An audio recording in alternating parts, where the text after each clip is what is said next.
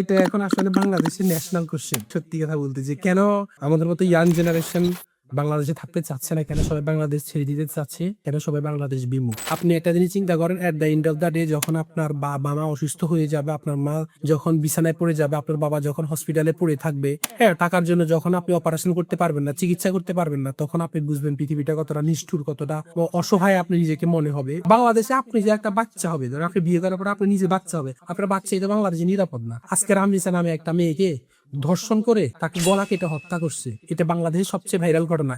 এই হত্যার বিচার যখন ওর বাবা সাক্ষাৎকার নিতে গেছে, ওর বাবা কি বলছে জানেন? যে আমি কার কাছে বিচার দিব, এই দেশে কোনো বিচার নেই, আমি জানি 15 দিন পরে সবাই আমার বাচ্চার এটা বলে যাবে। আপনি দেখেন একটা ধর্ষণের বিচার হয়েছে।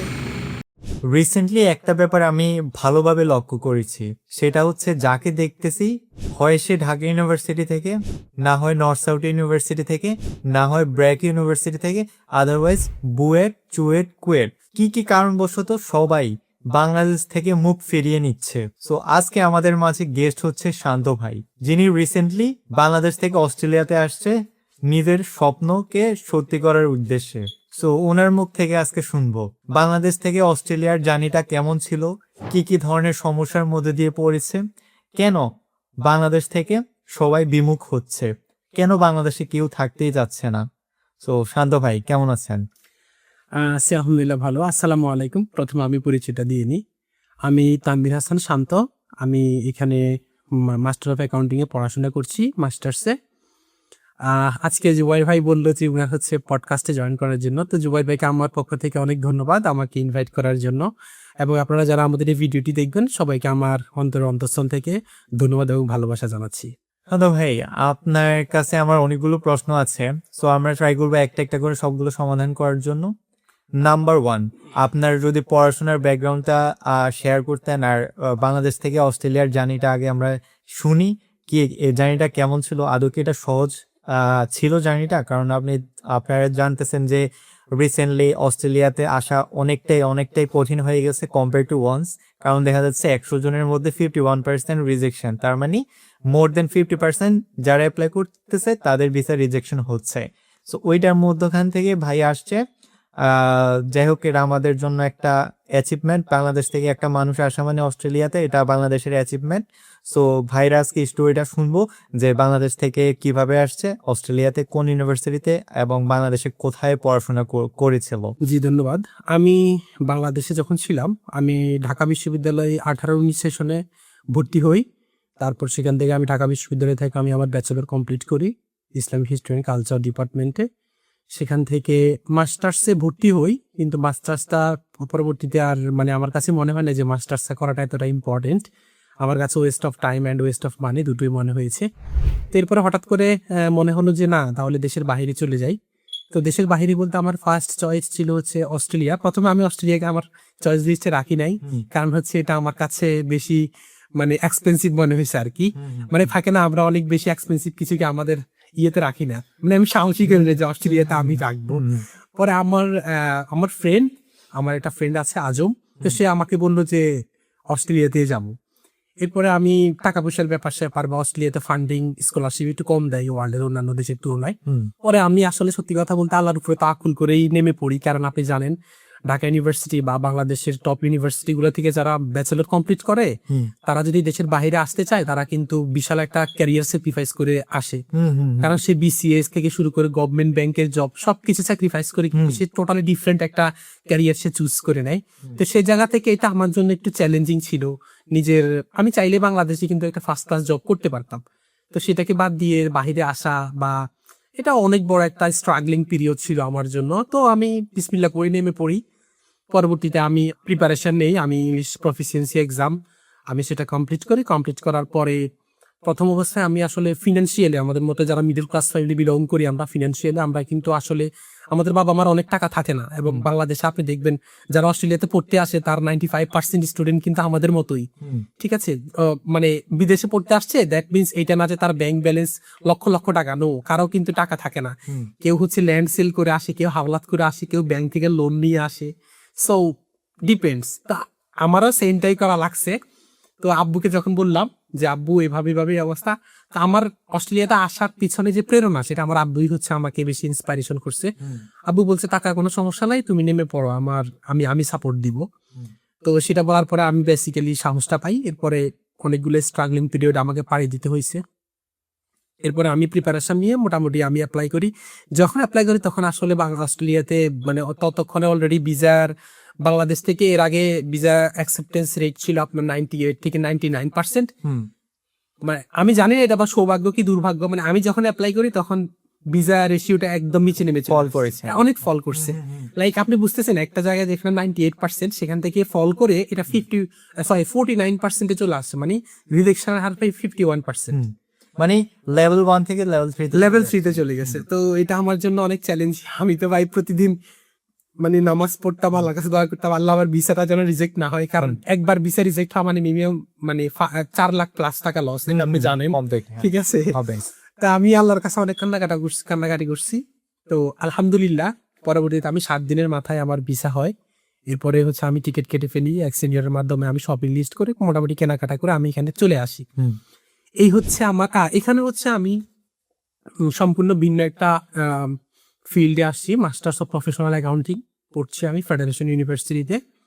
তো স্টিল নাও আমি এই সাবজেক্টে আছি, যদি চেঞ্জ করে কোথাও যাই হয়তো অন্য কোনো সাবজেক্টে যেতে পারি আর কি, আমরা শিওর স্টিল নাও। আচ্ছা, আমার এখানে কয়েকটা প্রশ্ন হচ্ছে আপনার। ফার্স্ট অফ অল আমি আপনার ব্যাকগ্রাউন্ডের সাথে আপনার পড়াশোনার এখানে পড়াশোনা তেমন ম্যাচ করতে পারতেছে না। তো অনেকে একটা কোশ্চেন থাকে যে ভাই আমার তো আইটি নিয়ে পড়াশোনা করিনি আমি বাংলাদেশে, আন্ডার গ্রাজুয়েট, আমি মাস্টার্স করতে চাইতে পারবো কিনা? হ্যাঁ, নাম্বার 1। সো নাম্বার 2, এখানে ভিসা রিজেকশন হওয়ার কোনো চান্স আছে কিনা যদি ফিল্ডটা চেঞ্জ করি? এখন এখানে আপনি একটা ইম্পর্টেন্ট কোশ্চেন করছেন। দেখুন, আমরা বাংলাদেশি স্টুডেন্টরা সচরাচর কয়েকটা ভুল করে থাকি। আপনি যদি ইউনিভার্সিটিকে কনভিন্স করে অফার লেটার নিতে পারেন, ইউনিভার্সিটি যদি আপনাকে একবার অফার লেটার দিয়ে দেয়, ভিসা অফিসারের ওই অফার লেটারের উপরে হাত দেওয়ার কোনো ইখতিয়ার নাই। আপনি আমার কথাটা বুঝেন। আপনি ভিসা অফিসার কখনো দেখবেন আপনার ইংলিশ স্কোর কত, আইএলটিএস বা পিটিতে স্কোর কত, আপনি কোন সাবজেক্টে ছিলেন, কোন সাবজেক্ট ডাজন্ট ম্যাটার। আপনি অলরেডি ইউনিভার্সিটিকে কনভিন্স করে ফেলছেন। After convincing university then they provide you the offer letter. আপনি অফার লেটার পাইছেন, দেন আপনি ভিসার জন্য অ্যাপ্লাই করছেন। ঠিক আছে, এটা সম্পূর্ণ ইউনিভার্সিটি আর আপনার ব্যাপার। এখন আসেন, আপনি ইউনিভার্সিটিকে কনভিন্স করবেন কিভাবে? আপনি ধরেন সম্পূর্ণ ভিন্ন একটা ফিল্ডে ছিলেন, হিস্ট্রিতে ছিলেন, বাংলাতে ছিলেন, এখানে এসে আপনি আইটিতে পড়তেছেন বা আমার মতো বিজনেস নিয়ে পড়বেন। তো সেক্ষেত্রে আপনাকে ইউনিভার্সিটি অফার লেটার কেন দিবে?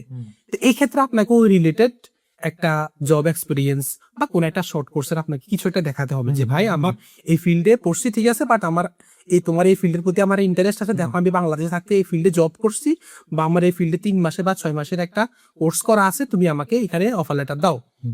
এরপরে ইউনিভার্সিটি আপনাকে অফার লেটার দিবে। এই হচ্ছে বিষয়। এখন আসেন, এখন স্টুডেন্ট কেন এই সমস্ত সাবজেক্টে পড়বে? আমার কথা হচ্ছে ভাই সোজা বাংলা কথা, এখানে আপনার দরকার হচ্ছে অস্ট্রেলিয়াতে ঢোকা। আপনি অস্ট্রেলিয়াতে আসবেন, এসে পরবর্তীতে আপনি আপনার পছন্দের সাবজেক্টে পড়বেন।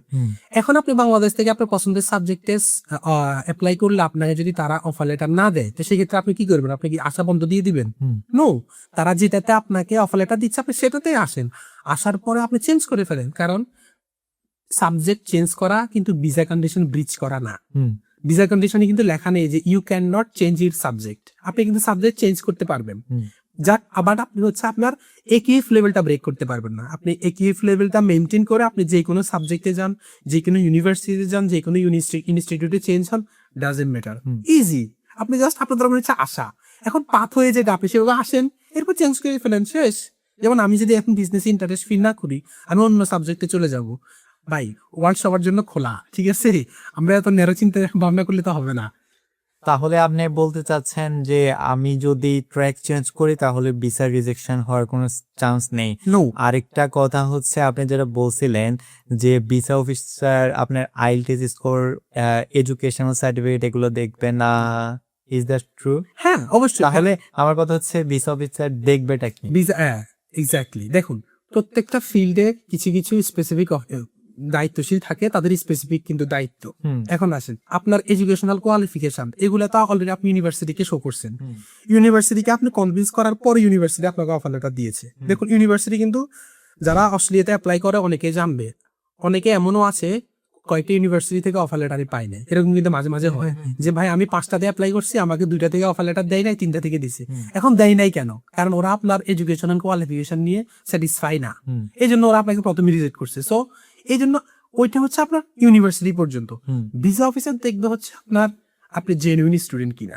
ভিসা অফিসার দেখবে যে হচ্ছে আপনাকে যে ইউনিভার্সিটি অফার লেটারটা প্রোভাইড করছে সে আপনি এর আগে কত সালে এখানে ভিসা অফিসার সালটা দেখে যে আপনি কত সালে আপনার ব্যাচেলর কমপ্লিট করছেন, মাস্টার্স এর জন্য আসতে বা ব্যাচেলরের জন্য আসতে কত সালে ইন্টারমিডিয়েট কমপ্লিট করছেন, অনেক সময় ভিসা অফিসার এগুলো দেখে। এবং তারা কিন্তু আপনার ভিসা রিজেকশনের ক্ষেত্রে নট এ জেনুইন স্টুডেন্ট, এটাও কিন্তু এই কস্টটাও কিন্তু ওরা অনেক সময় শো করে। সেকেন্ডলি ওরা দেখা হচ্ছে আপনার ফিনান্সিয়াল ক্যাপাবিলিটি, আপনার ব্যাংক স্টেটমেন্ট, আপনি যে হচ্ছে আপনার সোর্স অফ ইনকাম গুলো শো করছেন। অনেকে ল্যান্ড সেল দেখে, অনেকে ফ্ল্যাট সেল দেখে, অনেকে বিজনেস দেখায়, সেই ডকুমেন্টস গুলো দেখে। অনেকেই হচ্ছে আপনার ফিক্সড ডিপোজিট ব্যাংকে কেউ 70 লাখ 80 লাখ 90 লাখ টাকা করে, সেই আপনার ব্যাংক স্টেটমেন্টটা অথেন্টিক কিনা এটা ওই নির্দিষ্ট ব্যাংকে কখনো ইমেল কখনো ফোন কলে ওটা জেনে নেয়, ভেরিফিকেশন করে নেয়। মাঝে মাঝে তারা আপনার ট্যাক্স ফাইল থেকে শুরু করে আপনার যাবতীয় ডকুমেন্টস গুলা দেখে। তো দেখার পরে তারা যদি মনে করে যে এগুলো কোনোতে কিছু সমস্যা আছে এবং সেটা কম্প্রোমাইজ করার মতো না, সেক্ষেত্রে তারা আপনাকে ভিসা রিজেক্ট করে দিতে পারে। আর যদি মনে হয় যে না কম্প্রোমাইজিং, সেক্ষেত্রে ওরা আপনাকে সেকেন্ড চান্স দিতে পারে। আমি এখানে একটা জিনিস অ্যাড করি, কিছুদিন আগে একটা ভিসা রিফিউজ হয়েছে, একটা ভিসা রিফিউজ হয়েছে, তো ওনারা ওখানে ফান্ডিং নিয়ে স্যাটিসফাই ছিল না, ঠিক আছে। তো আমি দেখলাম ওই ভিসাটা ডিরেক্ট রিজেক্ট করে দিচ্ছে। আবার আরেকজনের ফাইলের মধ্যেও ভিসা অফিসার কিন্তু ফান্ডিং নিয়ে স্যাটিসফাই ছিল না, কিন্তু উনাকে ইমেল করছে যে তুমি আরেকটু বাড়াও। এখন এটা কেন হয়েছে? কারণ যার ভিসা রিজেকশন আছে তার ফান্ড এত কম ছিল, মানে আপনার মেইল করে যে বলবে তুমি ফান্ড বাড়াও, সেটা সুযোগ সে রাখে না, অনেক কম ছিল। কিন্তু যাকে মেইল করছে তার টাকাটা একটু কম ছিল, পরে ভিসা অফিসার ওকে আবার মেইল করছে যে তুমি এটার সাথে আরো 1 লাখ নাকি আরো 1.5 লাখ টাকা অ্যাড করো, পরে অ্যাড করছে, এরপরে ভিসা দিয়ে দিছে। ভিসা অফিসার এমন কিছু বলবে, লাইক এটা আমার প্রথম এক্সপেরিয়েন্স। হ্যাঁ, এবং আমি আরে শুনি নাই যে ভিসা অফিসার বলবে ফান্ড বাড়াও। আচ্ছা, হ্যাঁ, এখন আরেকটা বিষয়, গত 1 মাসের যে আপডেট সেটা হচ্ছে আপনি যারা অ্যাপ্লিক্যান্ট যারা ওদেরকে ভিসা অফিসার সরাসরি কল দিচ্ছে। আচ্ছা, কারোর সাথে 3 মিনিট, কারোর সাথে 5 মিনিট, কারোর সাথে 10 মিনিট পর্যন্ত কথা বলতেছে। অনেকে বলতেছে ভাই কল কাটান, 5 মিনিট পরে আমার মেসেজ আসছে যে congratulations you have got your visa. আচ্ছা, মানে এটা হচ্ছে এখন করতেছে। এটা আপনি যদি 2 মাস পিছনে যান, 3 মাস পিছনে যান, এরকম হিস্ট্রি অন্তত অস্ট্রেলিয়ান এম্বাসি কখনো করে নাই, কিন্তু এটা ইদানিং করতেছে। এবং কলগুলো হচ্ছে আপনার দিল্লি থেকে যাচ্ছে। আচ্ছা, মানে দিল্লিতে হচ্ছে সম্ভবত অস্ট্রেলিয়ান যে এম্বাসি আছে ওখান থেকে হচ্ছে আপনার ভিসা অফিসার কলগুলো দিচ্ছে আর কি, ওদের মাধ্যমে। স্টিল নাও বাংলাদেশে চালু হয়েছে, বাট ভিসা প্রসেসিংটা মনে এখনো চালু হয় নাই। আর আপনি মনে হচ্ছে একটা বিষয় অ্যাভয়েড করে গিয়েছেন, সেটা হচ্ছে ভিসা পাওয়ার ক্ষেত্রে এসপিটা কতটা ইম্পর্টেন্ট আপনার মতে? Statement of statement of purpose, অবশ্যই স্টেটমেন্ট অফ পারপাসটা অনেক অনেক বেশি ইম্পর্টেন্ট। আপনার অস্ট্রেলিয়ান গভর্নমেন্টের কিছু প্রশ্নের উত্তর আপনি ওই স্টেটমেন্ট অফ পারপাসে দিয়ে দিবেন, এবং সে আপনার ভিসাটা কেন অ্যাকসেপ্ট করবে, কেন আপনাকে ভিসাটা দিবে। সেক্ষেত্রে অনেককেই তো ভিসা রিজেক্ট করবে, আপনারটা কেন রিজেক্ট করবে না, এবং আপনাকে সে কেন, আপনি তাকে কনভিন্স করতে হবে। এই স্টেটমেন্ট অফ পারপাসের মধ্যে আপনি কয়েকটা বিষয় উল্লেখ করবেন। আপনি যে স্টাডি কমপ্লিট করার পর আবার আপনার দেশে ব্যাক আসবেন, এটাও আপনাকে উল্লেখ করতে হবে। কারণ অস্ট্রেলিয়ান গভর্নমেন্ট ওরা নিজেরাও জানে ভাই আপনি এখানে আশা করে যাবেন না, কিন্তু ওরা চায় না কোনো স্টুডেন্ট এটা এটা বলে আসলে যে আমি এখানে থেকে যাব। এটা আপনি মুখে বলতে পারবেন না, এটা হচ্ছে ওপেন সিক্রেট, মানে সবাই জানে থেকে যাবে কিন্তু কেউ মুখে বলতে পারবে না। That's it. তো এগুলো হচ্ছে আপনি একটু সুন্দর করে সাজিয়ে লিখলে ভিসা পাওয়ার ক্ষেত্রে আপনার অনেক বেশি চান্স বেড়ে যায়।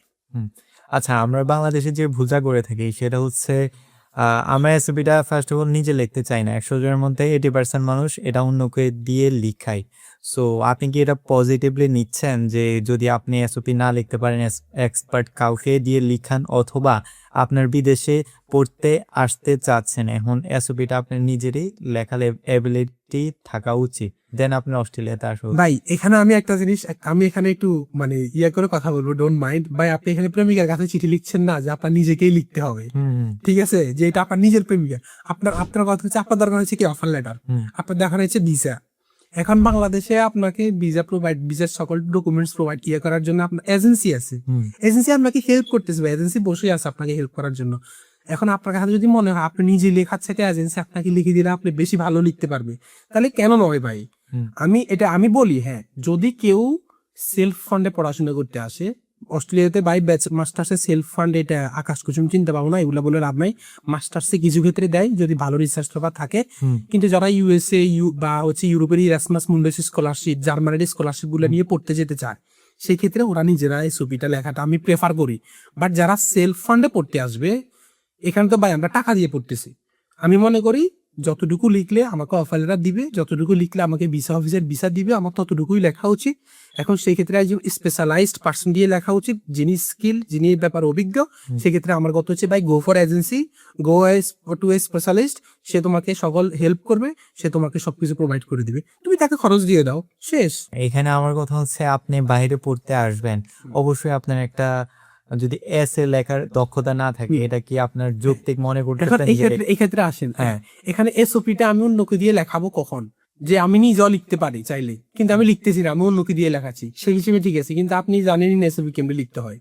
আপনি পড়তে যাবেন বিদেশে, কিন্তু আপনি জানেনই না কিভাবে একটা স্টেটমেন্ট অফ পারপাস লিখতে হয়, কিভাবে একটা স্লাইড বানাইতে হয়, কিভাবে একটা প্রেজেন্টেশন রেডি করতে হয়। এগুলো তো কমন নলেজ। তাহলে তো ভাই আপনি বিদেশে পড়তে যাওয়ার দরকার নাই। যদি এমন হবে আমি একেবারেই পারি না, আমি এজেন্সি দিয়ে করাচ্ছি, সেক্ষেত্রে আপনার ব্যর্থতা। বাট আপনি পারেন, চাইলে আপনি করতে পারতেছেন, কিন্তু আপনার কাছে মনে হচ্ছে যে আপনি লিখলে আকার হবে, এজেন্সি লিখলে সেটা 20-20 হবে। তো আমার কথা হচ্ছে তখন আপনি এজেন্সির জন্য যান। কিন্তু আপনি নিজে অপারা হয়ে সম্পূর্ণ ব্যর্থ হয়ে এজেন্সির কাছে যাবেন, এটার দরকার নেই। আচ্ছা, এখানে সমস্যাটা কি হয় আমি আপনাকে বোঝাই। সেটা হচ্ছে এজেন্সি বলেন, এক্সপার্ট যাই যে কেউ বলেন, ওনারা নর্মালি একটা টেমপ্লেট ইউজ করে। হ্যাঁ, সবার জন্য একটা টেমপ্লেট ইউজ করে। সো জাস্ট আপনি ইনফরমেশন গুলো মাঝখানে বসায়, আর সামটাইমস কুইল বোর্ড দিয়ে প্যারাফ্রেজ করে জাস্ট আপনাকে দিয়ে দেয়।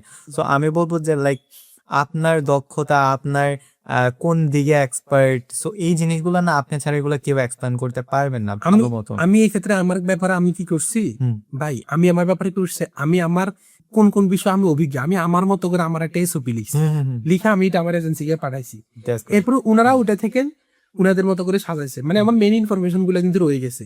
এখন এটা সবার ক্ষেত্রে, এটা যারা এসওপির হেল্প নিবেন অন্যর ক্ষেত্রে, আপনি আপনার ব্যাপারে নিজের মতো করে সাজিয়ে লেখেন, লিখে আপনি আপনার এজেন্সিকে দেন, বা আপনি যার মাধ্যমে কাজ করতেন তাকে দেন, সে এরপরে হচ্ছে এটাকে সাজিয়ে লিখবে, এটা হচ্ছে বেস্ট হয়। এই তো আমার কথা মূল উদ্দেশ্য হচ্ছে আপনি আগে লিখেন, লিখার পর এক্সপার্ট কাউকে দেখান যে আমার এসওপিটি একটু মনিটর করে দেন, কারণ এটা ভিসা পাওয়ার ক্ষেত্রে অনেক ইম্পর্টেন্ট প্লে রোল করে, এই জন্য আপনাদের বলছি। আর ভাইয়ের যেই ইনফরমেশন থেকে আমি যে যে জিনিসগুলো মিসিং করেছি, ফার্স্ট অফ অল আপনার আইএলটিএস অথবা পিটি স্কোরটা কেমন ছিল? জি, আমি আসলে আইএলটিএস দিয়েছিলাম, পিটিইউ দিয়েছিলাম। তো আমার আইএলটিএস স্কোরের এক্সপিরিয়েন্স প্রথমে তো এটা ভালো ছিল না, আমার 6.5 আসে। পরবর্তীতে আমি যখন পিটি দেই, পিটিতে হচ্ছে আমার এভারেজ 66 আসে। আচ্ছা, দ্যাট মিনস 66 আসে, তো আমার মোটামুটি লো ব্যান্ড লেস দেন 65 ছিল। আচ্ছা, তো সেই ক্ষেত্রে আমি তো গিয়েছিলাম। আর আমি সবচেয়ে বেশি ভালো করি স্পিকিং এ, আমি স্পিকিং এ 78 পাইছি। আচ্ছা। তো এটা আমাকে অনেক মানে হেল্প করছে আর কি এখানে। আচ্ছা, এরপর হচ্ছে আপনার ফান্ডে কেমন টাকা পয়সা ছিল অস্ট্রেলিয়া আসার ক্ষেত্রে? হ্যাঁ, এটা একটা ইম্পর্টেন্ট। আমি এফডিআর আমার ফান্ডে 65 লাখ ছিল। আচ্ছা, আমার প্রথমে টোটাল আমি 3 মান্থস ম্যাচুরিটি কমপ্লিট হওয়ার পর আমি অ্যাপ্লিকেশন করি ইউনিভার্সিটিতে। দেন ইউনিভার্সিটি থেকে অফার লেটার আসতে বা সব মিলিয়ে ভিসা অ্যাপ্লিকেশন করতে করতে আমার মোটামুটি এটা মানে 5 মাসের মাথায়, 6 মাসের মাথায় আমি ভিসা অ্যাপ্লিকেশন করি। মানে আমার 6 মাস যখন আপনার মোটামুটি ম্যাচুরিটি হয়ে গেছে, এরপর আমি ভিসার জন্য অ্যাপ্লিকেশন করি। তো বলা যায় 6 মাস পরে আর কি আমি অ্যাপ্লিকেশন করছি।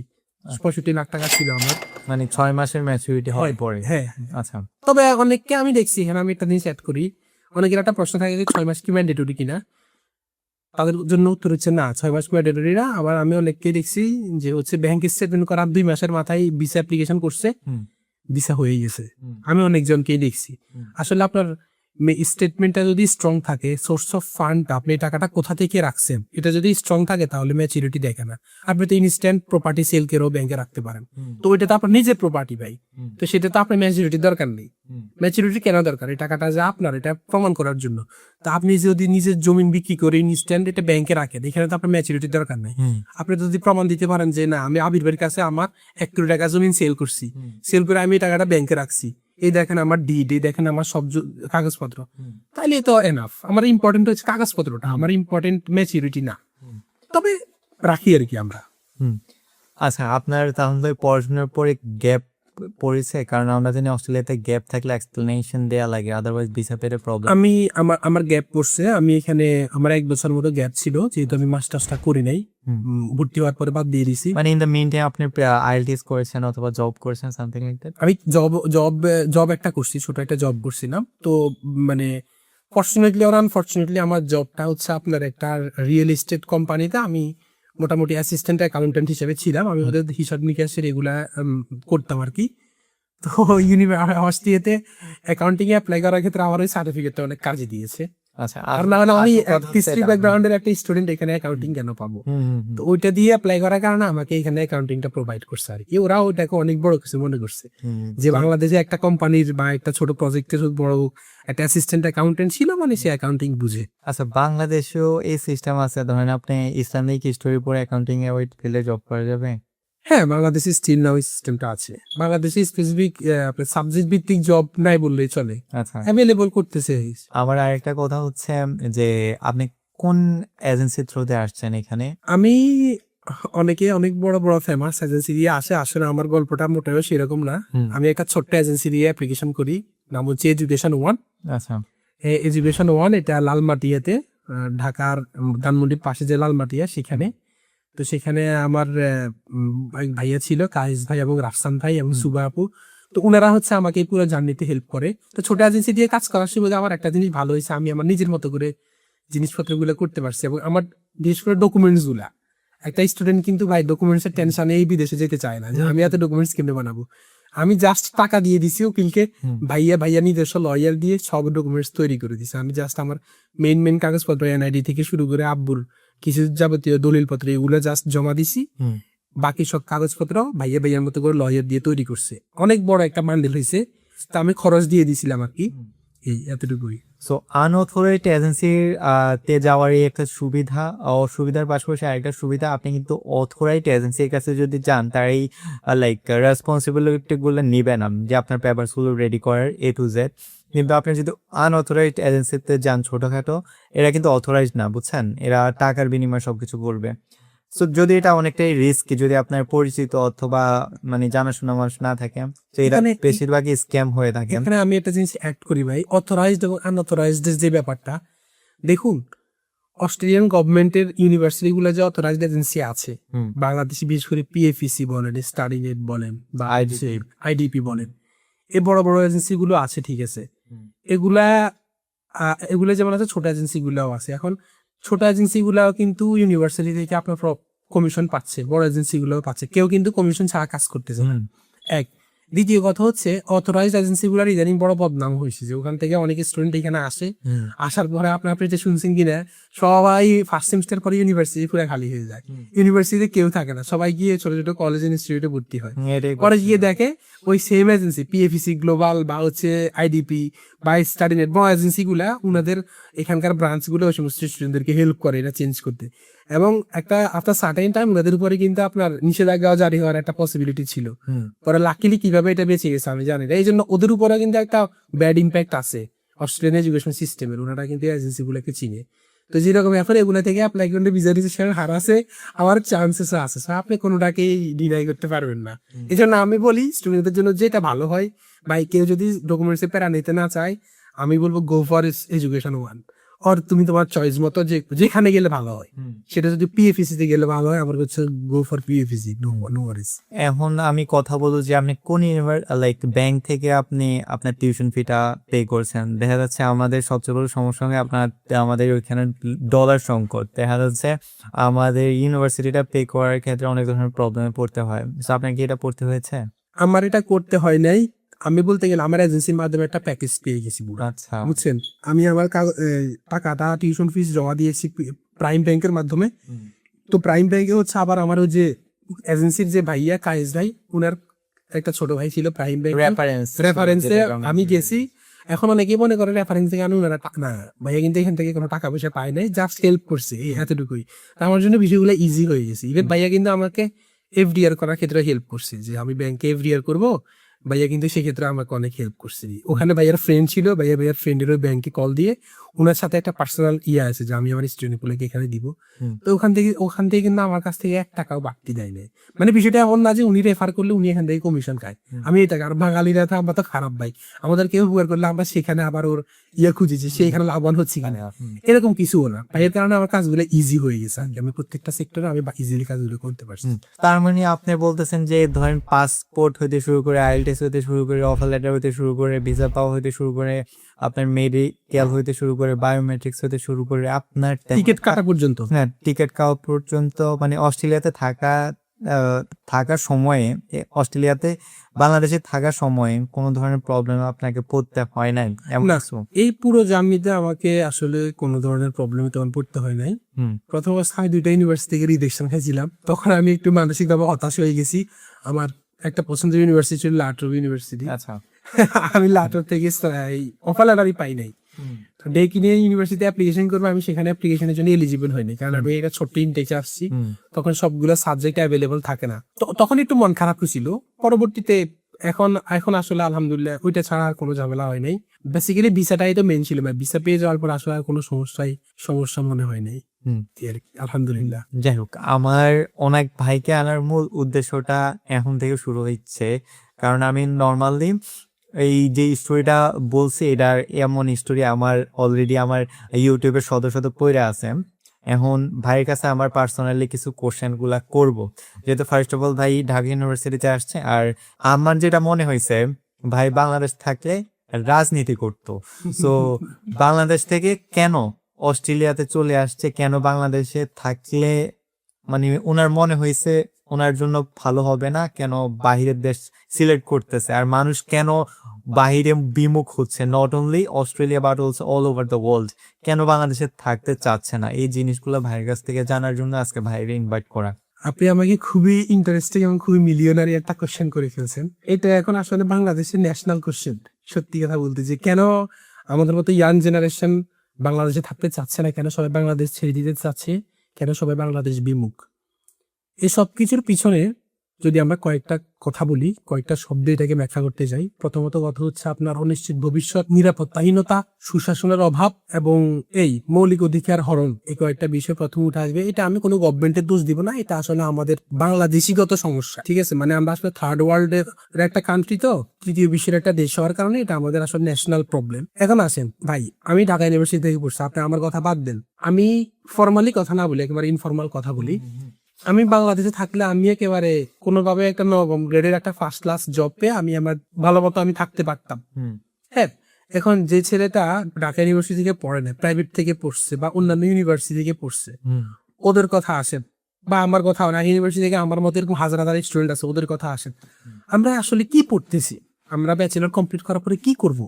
যদি বিসিএস দাও, বিসিএস এর জন্য 3-4 বছর আমরা লাইব্রেরিতে পড়ে থাকতে হয়। এরপরে সবাই তো বিসিএস কাটার হইতে পারে না, যতজন হয়েছে বাকিরা কি করবে? কেউ ব্যাংকে ঢুকতেছে, কেউ ছোটখাটো যে কোনো একটা সরকারি চাকরি করতেছে। এটার নাম, এটা একটা অসুস্থ প্রতিযোগিতা বাংলাদেশে। মেধাবীদের প্রকৃত মূল্যায়ন কখনো এটার মাধ্যমে হয় না। আপনি কখনো একটা চাকরির পরীক্ষা দিয়ে মেধাবীদেরকে মূল্যায়ন করতে পারবেন না। তো মেধাবীরা কি করবে? গবেষণা করবে, সাহিত্য রচনা করবে, কবিতা লিখবে, নাকি গান গাইবে? আপনি তো ওদের জন্য ওই সমস্ত পদগুলো খোলা রাখেন নাই। একজন ভালো লেখক যে ভালো লিখতে পারে, একজন লেখকের মূল্যায়ন নেই। তাকে আপনি ভালো লিখতে গেলে তার ঘরে ভাতের চাল নেই। একজন ভালো কবি, সে কবিতা লিখতে গেলে তার ঘরে ভাতের চাল থাকবে না। একজন ভালো বিজ্ঞানী, সে গবেষণা করার জন্য তার জন্য প্রপার সেই স্পেস বাংলাদেশে নাই, সেই সুযোগ সুবিধা নাই। আপনি সরকারি চাকরি সবাই একটা বিসিএস এর পিছনে দৌড়াচ্ছে, কিংবা সবাই হচ্ছে ব্যাংকের পিছনে দৌড়াচ্ছে। This is not a life at all. একটা টাইমে আমরা ইউনিভার্সিটি থেকে সিনিয়রদেরকে দেখছি যারা গ্রাজুয়েশন কমপ্লিট করার পরে বিভিন্ন জবে ঢুকছে, প্লাস ওনার বন্ধু যে বন্ধুটা তখন 2016 সালে 2015 সালে ইউএসএ, অস্ট্রেলিয়া, কানাডাতে চলে গেছে, ইউরোপ চলে গেছে। আমি না ওই দুইটা লাইফের মধ্যে কম্পেয়ার করতাম পার্সোনালি। আমি যে উনি পুলিশ অফিসার, উনারই বন্ধু ব্যাংকার, উনারই আরেক বন্ধু রাজনীতিবিদ, উনারই আরেক বন্ধু বাহিরে পড়তেছে, কার লাইফ ভালো? আমি ওনার যখন বাহিরের বন্ধুটার দিকে তাকাই, আমি দেখি হ্যাঁ, সে বাহিরে যাওয়ার সাথে সাথে সবকিছু পেয়ে যায় না, তাকে 2-3 বছর কষ্ট করতে হয়েছে। কষ্ট সবাইকে করতে হয়। আমি দেখতেছি তার বাহিরের বন্ধুটা ভালো একটা লাইফ লিড করতেছে, অন্তত ভালো চিকিৎসা পাচ্ছে, অসুস্থ হইলে ভালো একটা নিরাপত্তাহীনতায়, মানে নিরাপত্তার মধ্যেই আছে। সকল ধরনের যে হচ্ছে বেসিক হিউম্যান রাইটস, সেগুলো ওই দেশ থেকে পাচ্ছে। অন্তত টাকার অভাবে না খেয়ে মরে যাচ্ছে না, চিকিৎসা মারা যাচ্ছে না। ঠিক আছে, তারপরে সে ভালো আছে। ভাই, আমরা কি চাই? একটা ফিনান্সিয়াল স্টেবিলিটি, সে ভালো আছে। অন দা আদার হ্যান্ড, তার বাংলাদেশের যারা বিভিন্ন সেক্টরে কাজ করতেছে, রাজনীতি করতেছে, ওরা আসলে কেউই ভালো নাই। ওদের স্বপ্ন থাকে যে আফসোস করে বলে যে যদি তখন দেশের বাইরে চলে যেতাম।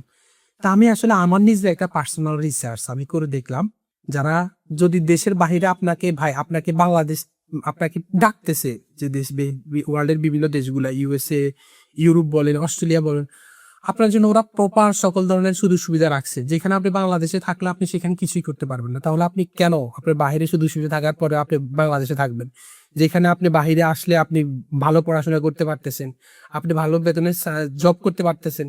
হ্যাঁ, দেশের বাইরে আসলে সেখানে আপনি কেন দেশে পড়ে থাকবেন?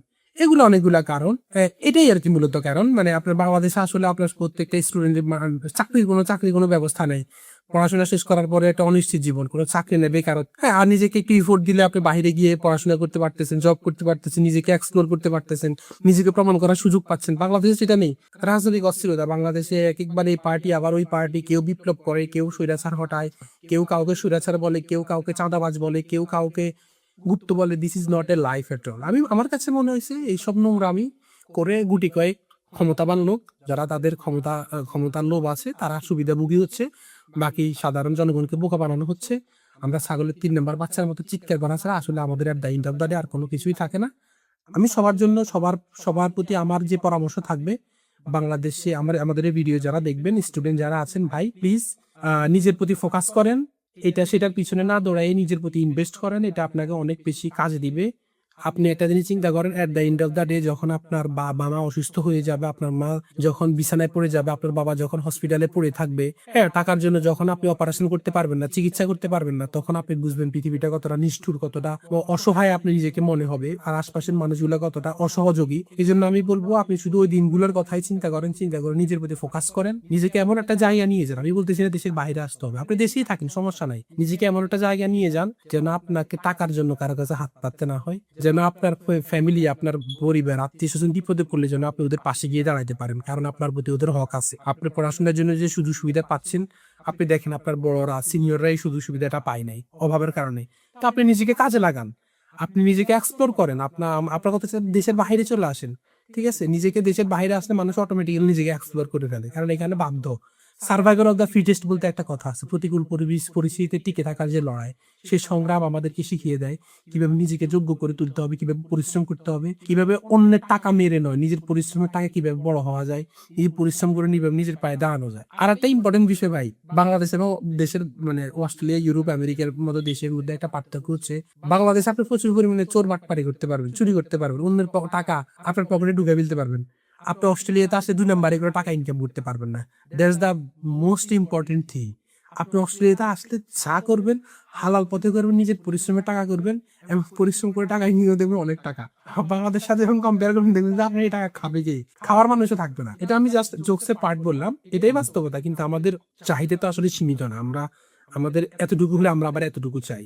সো ফ্রম দ্যাট পার্সপেক্টিভ আমরা স্যাটিসফাই না। বাট কম্পারেটিভলি যদি আমরা তুলনা করি, আপনি দেশের বাহিরে চলে আসলে এখানে অন্তত চুরি বাটপারি পাবেন না।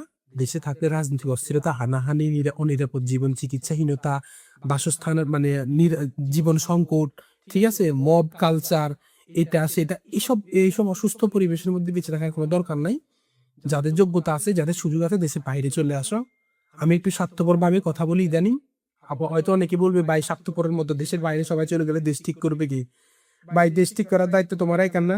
যে জাতি তার নিজের উন্নতি চায় না, সেখানে তুমি নিজে একা বিপ্লব করে কারো পরিবর্তন করতে পারবা না, ঠিক আছে? এই ছোট বয়সে বহুত বিপ্লবীকে দেখছি, বিপ্লবীরা টাকার কাছে হারিয়ে যায়, কখনো ক্ষমতার কাছে হারিয়ে যায়, ক্ষমতার কাছে বিক্রি হয়ে যায়, কখনো বিভিন্ন এম্বাসির কাছে বিক্রি হয়ে যায়। সো বিপ্লবের সর্বশেষ যে ঠিকানা, সেটা হচ্ছে ওই যে সবাই একটা এমপি হতে চায়।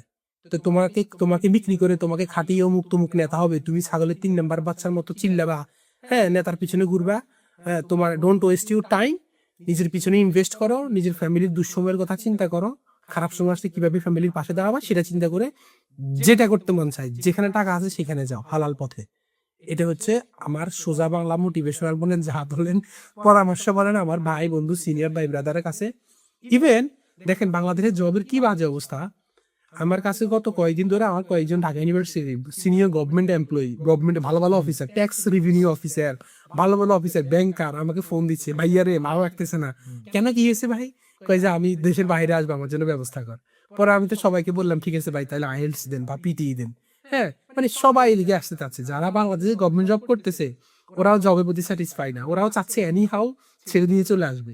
আর আপনারা যারা এখনো জব পান নাই, ভাবতেছেন দেশে থাকবেন না দেশের বাইরে আসবেন, তাদের জন্য এটাই হচ্ছে সবচেয়ে উত্তম উদাহরণ আর কি। মানে আপনারা যে জবে ঢুকার জন্য পড়াশোনা করতেছেন, সেই জব অলরেডি 5-7 বছর কমপ্লিট করার পরে আপনার ওই জবের সিনিয়র ভাইরা অলরেডি বাইরে আসার জন্য প্ল্যান করতেছে, আর আপনি এখনো ভাবতেছেন দেশের বাইরে আসবেন না দেশে থাকবেন। দেশের প্রতি স্বজনপ্রীতি থাকলে বা আব্বু আম্মুর সাথে একসাথে থাকতে চাইলে ওইটা আলাদা হিসাব, আদারওয়াইজ চলে আসেন। পড়াশোনা, এখানে অনেক পড়াশোনা করার সুযোগ আছে, ভালো থাকার, ফ্যামিলিকে ভালো রাখার সুযোগ আছে। সো ভাইয়ের অনেকগুলা কোশ্চেনের মধ্যে মানে ছিল আমার, সো অনেকগুলা অ্যান্সারও অটোমেটিক চলে আসছে। সো আমার এখন কথা হচ্ছে বাংলাদেশের সমস্যাটা কোথায়, এটা রুটটা কোথায়? সবাই বলতেছে যে গভর্নমেন্টের সমস্যা। আদৌ কি এটা গভর্নমেন্টের সমস্যা, নাকি এটা সমস্যা আমরাই করতেছি, আবার সমাধানও আমাদের কাছে আছে? সো এটা আপনি কিভাবে দেখতেছেন? কারণ আমাদের তো রিকভারি করতে হবে, বুঝেন? বাংলাদেশের সমস্যাটা আসলে কোথাও না, সমস্যাটা হচ্ছে আমাদের মগজে। হুম, আমরা যারা বাঙালি আছি, মেইন সমস্যাটা হচ্ছে আমাদের যে মগজে দাসত্বের শৃঙ্খলা আবদ্ধ, আপনি সেখানে সেই মগজকে পরাধীনতা দিয়ে কিভাবে, মানে আপনি সেই মগজকে স্বাধীনতা কিভাবে দিবেন? আপনি সেই মগজকে তো মুক্ত মনোভাবে রাখতে পারবেন না। হুম। আমার ইচ্ছা যদি থাকে আমি আপনার দাস হব, তা আপনি কি আমাকে মানে দাস হওয়া থেকে ঠেকাইতে পারবেন? এটাই হচ্ছে আমাদের মেইন প্রবলেম। মানে আমরা সারা জীবন নম নম করতে পছন্দ করি। আমাদের বাংলাদেশ একটা মাল্টি কালচারাল কান্ট্রি, এখানে বহু মতের বহু পথের লোক আছে, ঠিক আছে? এখন একটা আইন প্রণয়ন করতে গেলে কেউ বলে এটা পক্ষে যায়, কেউ বিপক্ষে যায়। বাঙালির জন্য সবচেয়ে ইম্পর্টেন্ট হচ্ছে একটা প্রগতিশীল স্বৈরাচার সরকার। হুম, প্রগতিশীল মানে যে বাংলাদেশের উন্নয়ন চাইবে, উন্নয়নশীল স্বৈরাচার সরকার, যে বাংলাদেশে ভালোটাই চাইবে, কোনো এজেন্সির কথা শুনবে না। মার্কিনী তালেবান, ইন্ডিয়ানি তালেবান, পাকিস্তানি তালেবান, নো। কোনো দেশের দাসত্ব না করে বাংলাদেশের জন্য যেটা ভালো হবে। বাংলাদেশ যদি নিজের ভালো করার জন্য অন্যকে যদি পূজা করতে হয়, ভারতকে নম করতে হয়, নম করুক। মার্কিনীদেরকে নম করতে হয়, নম করুক। বাংলাদেশের স্বার্থের জন্য, ব্যক্তিগত স্বার্থের জন্য, যে আমি নম করলে আমাকে ক্ষমতা আরো 10 বছর রাখবে, নো। আমার বাংলাদেশের জন্য যেটা ভালো হয়। এখন আমরা কি করি, আমি 5 বছর আসছি, হুম, আমি অনেকগুলো চুক্তি করে গেছি যেটা আমাকে ক্ষমতা রাখতে, মানে আমি নিজে ক্ষমতা রাখতে পারবো আমেরিকাকে খুশি করে হুম। বা ইন্ডিয়াকে খুশি করে। আলটিমেটলি দেশের কিন্তু 12টা বেজে গেছে, পরে আবার আপনি ক্ষমতায় আসছেন, আপনি আবারও চুক্তিগুলা বাতিল করতেছেন, নতুন চুক্তি আপনি করতেছেন অন্য দেশের সাথে। At the end of the day আমাদের দেশ কি পাচ্ছে? গভর্নমেন্টের কিছু চোর, লম্পট, বদমাস, দুর্নীতিবাজ, করাপ্টেড কিছু মিনিস্টার দেশের বাহিরে টাকা লুট করে, হ্যাঁ, কালো টাকার পাহাড় গড়ে, বেগম পাড়ায় বাড়ি কিনে বাচ্চা কাচ্চাকে বিদেশের বাইরে রেখে পড়াশোনা করায়, বউকে বাইরে রাখা, আর নিজের দেশে রাজনীতি করে, মানুষের গরিবের টাকা মেরে, আমাদের বাংলাদেশের টাকা মেরে অস্ট্রেলিয়াতে বাড়ি করে, আমেরিকাতে বাড়ি করে, কানাডাতে বাড়ি করে পলিটিশিয়ানরা। বাংলাদেশের পলিটিক্যাল কালচার ডাটি কেন? এদের কারণে। আর এদেরকে আমরা নমনম করি। আমরা এমন জাতি, মনে করেন আমরা এমন জাতি, আমাদেরকে মানে আপনি আমার 5,000 টাকা ছিনিয়ে নিয়ে, ঠিক আছে, বা আমাকে থাপ্পড় দিয়ে 5,000 টাকা ছিনিয়ে নিয়ে পরে আমাকে 100 টাকা বিস্কিট ধরা দিচ্ছেন, আমি আপনার প্রতি খুশি হয়ে গেছি। আমরা বাঙালিটা নিজে ভারত নিজে কখনো বুঝি না। এই জন্য মেইন প্রবলেমটা ওখানে ফোকাস করতে হবে, দাসত্ব থেকে বেরিয়ে আসতে হবে। বেরিয়ে এসে একটা গভর্নমেন্ট আসুক যে হবে স্বৈরাচার। বেশি স্বাধীনতা বাঙালিকে দেওয়া যাবে না। বেশি স্বাধীনতা দিলে বাঙালি শাহবাগ অবরোধ করে ফেলবে। বাংলাদেশের জন্য যেটা ভালো, ঠিক সেই রুটে বাংলাদেশ ধরে ও গভর্নমেন্টটা পরিচালিত হবে, এবং সেটা কোনো আন্দোলন মানবে না। যদি 2 দিন পরে পরে শাহবাগ অবরোধ করে, অমুকের ওই দাবি, তমুকের ওই দাবি, কোনো দাবি না। বাংলাদেশের জন্য যেটা দরকার সেটাই করবে। এত দাবি শুনতে গেলে গভর্নমেন্ট আনস্টেবল হয়ে যাবে। চুরি, বাটপানি সবকিছুকে বন্ধ করে নিয়ে আসতে হবে। আজকে যে এই যে আমি আপনাকে বলি মেইন প্রবলেম, আপনি একটা দেশের উন্নয়ন করে কি করবেন? বাংলাদেশে আপনি যে একটা বাচ্চা হবে, ধরেন আপনি বিয়ে করার পর আপনি নিজে বাচ্চা হবে, আপনার বাচ্চা এটা বাংলাদেশে নিরাপদ না। আজকে রামনিসা নামে একটা মেয়েকে ধর্ষণ করে তাকে গলা কেটে হত্যা করছে, এটা বাংলাদেশের সবচেয়ে ভাইরাল ঘটনা। এই হত্যার বিচার যখন ওর বাবা সাক্ষাৎকার নিতে গেছে, ওর বাবা কি বলছে জানেন? যে আমি কার কাছে বিচার দিব, এই দেশে কোনো বিচার নেই। আমি জানি 15 দিন পরে সবাই আমার বাচ্চার এটা বলে যাবে। এরকম একটা আনস্টেবল দেশে, যেখানে আপনার ছোট ছোট বাচ্চাদেরকে ধর্ষণ করে মেরে ফেলা হয়, যেখানে ছোট ছোট শিশু বাচ্চাদেরকে মাঝে সাথে বলাৎকার করা হয়, যেখানে হচ্ছে হাজবেন্ড স্বামীকে বেঁধে রেখে স্ত্রীকে ধর্ষণ করা হয়, এবং এই সমস্ত ধর্ষণের কোনো বিচার হয় না। আপনি দেখেন একটা ধর্ষণের বিচার হয়েছে, আপনি দেখাইতে পারবেন না। কেন বিচার হয় না? কি সমস্যা? এই সমস্ত বিচারহীনতার সংস্কৃতিতে আপনি কিভাবে থাকবেন বলেন? আপনি যে ওই দেশে কেন থাকবেন যে দেশে আপনাকে মেরে ফেললে কোনো বিচার নাই? আপনি ওই দেশে কেন থাকবেন যে দেশে আপনার বাচ্চাকে দর্শন করে মেরে ফেললে কোনো বিচার নাই? আপনি খাবারের কথা বাদ দিন, চিকিৎসার কথা বাদ দিন। আমি বেঁচে থাকলে তো আমার চিকিৎসা, বেঁচে থাকলে তো খাবার। যে দেশে আপনার জীবনে নিরাপত্তা নাই, হায়াত মত আল্লাহর হাতে, ঠিক আছে, কিন্তু আল্লাহ আমাকে নিরাপত্তা এমনি এমনি দিবেন, আগে আমার নিজের নিরাপত্তা নিজেকে নিশ্চিত করতে হবে, দেন আল্লাহ আমাকে সহযোগিতা করবে। এখন আমি আসি একটা অনিরাপদ দেশে, একটা মব কালচারের মধ্যে, সেখানে আমি কিভাবে ভালো থাকবো? তো এগুলা তো চেঞ্জ করতে হবে। এইসব আনস্টেবল সিচুয়েশন একটা গভর্নমেন্ট চাইলে সবকিছু করতে পারবে না। সবাই যদি সহযোগিতা করে, তাহলে ওই দেশ অবশ্যই এগিয়ে যাবে। আর সত্যি কথা বলতে, এই চাঁদাবাজ, রাহাজানি, খুনি, সন্ত্রাসী, হ্যাঁ, এই সমস্ত এত কিছুর মাঝখানে একটা দেশের ভালো কখনোই হবে না। আপনি দেখেন বাংলাদেশে এক একটা সরকার এক একটা দেশের দাবিদারি করে। এই সকল সিচুয়েশনের মধ্যে ভুক্তভোগী আমরা সাধারণ নাগরিক। সো আমার কাছে এখন পর্যন্ত আমি বাংলাদেশের জন্য যে আশার আলো, যে আমি অনেক অপটিমিস্টিক থাকবো, ভিশনারি হব, আমি এখন পর্যন্ত বাংলাদেশের কোনো ভালো ফিউচার দেখতেছি না। তো আমার কথা হচ্ছে ভাই, first of all make sure your safety, then তোমার দেশের চিন্তা তুমি করবা। Make sure family safety first, then তুমি তোমার সোসাইটির চিন্তা করবা। এটা চিন্তা করে আমরা কত আগায় যাবো। সবাই নিজ নিজ জায়গা থেকে এগিয়ে গেলে দেশ এমনি এগিয়ে যাবে। এটা হচ্ছে আমার পরামর্শ আর কি। বাকি এটা দেশ যে গতিতে যাক ছেড়ে দিন ব্যাস। কারণ আপনি কথা বলতে গেলে আপনাকে আগামীকালকে ধরে মেরে ফেলবে, তখন আপনি দেশের বাইরেও আসতে পারবেন না। আপনার দেশের চিন্তা বাদ দেন, দেশের বাইরে আসেন। সো আমি এখান থেকে দুইটা স্টেটমেন্ট আমার লাইক অনেক ইম্পর্টেন্ট মনে হয়েছে, আমার কথা বলা উচিত। ফার্স্ট অফ অল, আমি আপনারা যারা বাইরের দেশে আসছেন এবং আসবেন ফিউচারে, তারা দেখতে পারবেন যে কি পরিমাণ টাকা বাংলাদেশ থেকে লুটপাট করছে। বাংলাদেশে একটা সমস্যা কি, যার আছে তার হাজার হাজার কোটি টাকা, যার নাই তার কিছুই নাই। হ্যাঁ, কিন্তু বাহিরে যেটা আসলে সেটা ব্যালেন্স দেখতে পারবেন, বুঝছেন? সবারই টাকা পয়সা আছে, কোয়ালিটি অফ লাইফ স্টাইল যেটাকে বলে আর কি। এমন না যে আপনার আর কাছে কোনো টাকা নেই, আপনার আরেকজনের কাছে হাজার হাজার কোটি টাকার মালিক। হ্যাঁ, হইতে পারে উনি 100 টাকা ইনকাম করলে আপনি সেখানে 50 টাকা 40 টাকা ইনকাম করতেছেন। সরি। সো এই জিনিসটা আপনারা আসলে আসলে আসলেই ফিল করবেন এবং করবেন। সো যেটা হচ্ছে দেখা যাচ্ছে বাংলাদেশের মানুষ ফার্স্ট অফ অল প্রচুর পরিমাণ লুটপাট করে বাংলাদেশকে তছনছ করে দিচ্ছে, এবং এটা আপনি ঠেকাইতে পারবেন না। হ্যাঁ, যেটা বাহিরের দেশে আসলে বুঝবেন, এরা লুটপাট করে বাইরের দেশে বাড়ি গাড়ি দুনিয়ার করে ফেলছে।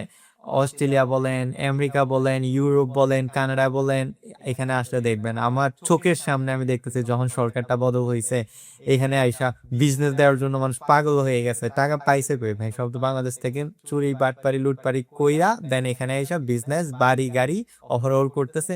দিন শেষে বাংলাদেশ ফাঁকা। এটা রিকভারি করা is not that much easy. আপনারা যেটা ভাবতে চাচ্ছেন, যেটা আপনারা চিন্তা ভাবনা করতেছেন এটা রিকভারি করে ফেলবো, না রে ভাই। বাংলাদেশ এত উন্নয়নশীল দেশও না যে একটা দুর্ঘটনা হইলে সাথে সাথে রিকভারি করার আমাদের ওইরকম অ্যাসেট আছে। হ্যাঁ, আরেকটা জিনিস যেটা বলছে আপনার, সেটা হচ্ছে বাংলাদেশে বিচার হয় না। ভাই দেখেন, একটার পর একটা আসতেছে দল, একটার পরে বিএনপি আসতেছে, আওয়ামী লীগ আসতেছে, বিএনপি আসতেছে, পরে আসবে জামাত। হ্যাঁ, এরপরে আসবে অন্য একটা দল, নতুন দল, ফিউচারেও আসবে। যখন আমরা মরে যাব দেখা যাচ্ছে বা তখন আসবে আরেকটা দল, একটার পর একটা বদলেতেছে, কিন্তু জিনিসগুলো তো চেঞ্জ হইতেছে না। দেখেন, আমরা জানি এই লোকটা খুনি, আমরা জানি এই লোকটা এই দুর্ঘটনা ঘটাইছে। হ্যাঁ, সো আমরা 10-15 বছর কি দেখতেছি, শেখ হাসিনা স্বৈরতান্ত্রিক সরকার কি করছে, একমাত্র লাইক যুদ্ধ অপরাধী নিয়ে পড়েছিল।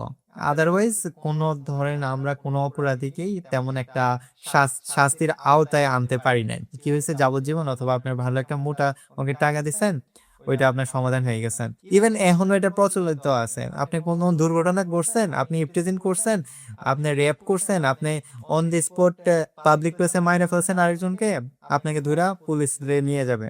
হ্যাঁ, এটা আমাদের এখনো পর্যন্ত এটার আমরা কোনো বিচার পাচ্ছি না। এখন ফিউচারও পাবো কিনা এটা সন্দিহান। হ্যাঁ, অনেক সময় দেখা যাচ্ছে পাবলিকের টু মাচ প্রেশার। সাপোজ এখন যে ভাইটা ইনসিডেন্টের কথা বলছে, এটার জন্য কিন্তু গভর্নমেন্টের অটোমেটিক প্রেশার আসছে। হ্যাঁ, ওকে দিবে, আমার কথা বুঝেন। আপনাদের মানুষের প্রেশারে ওকে ফাঁসি দিতে দেওয়ার সম্ভাবনা আছে।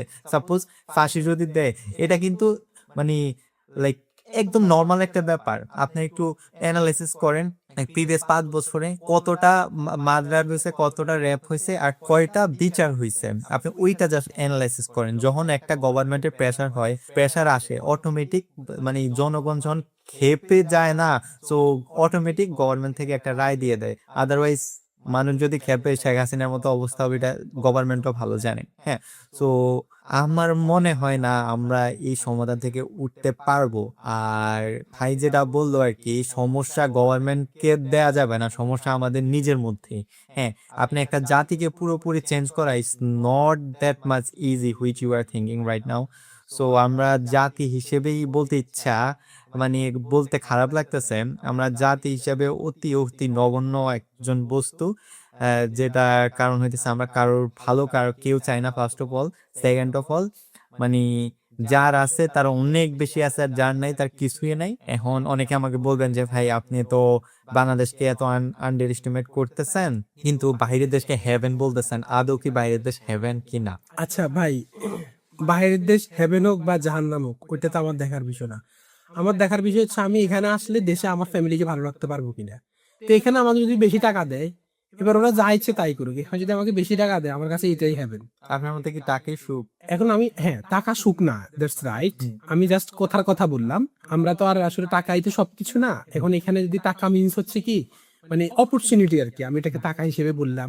আপনাকে যদি এখানে বেটার অপরচুনিটি দেয়, আপনার সেম কোয়ালিটি দিয়ে, সেম স্কিল দিয়ে আপনাকে যদি বাংলাদেশে তার থেকে কয়েক কয়েক কয়েক গুণ নগণ্য আপনাকে, মানে আপনার বেসিক জিনিসগুলো না পান, তাহলে আপনি কেন বাংলাদেশে থাকবেন, যেখানে আপনাকে অন্য জায়গায় ভালো কিছু অফার করছে, যেখানে আপনার অন্য জায়গায় ভালো কিছু করার সুবিধা আছে।